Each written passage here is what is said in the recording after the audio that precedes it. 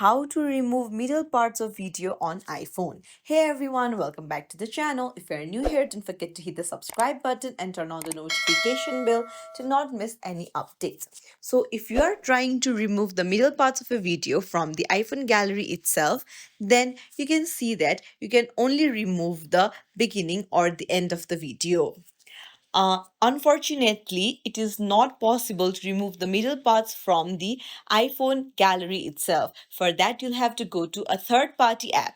I recommend CapCut. Go to CapCut and tap on New Project and choose the video that you want to edit.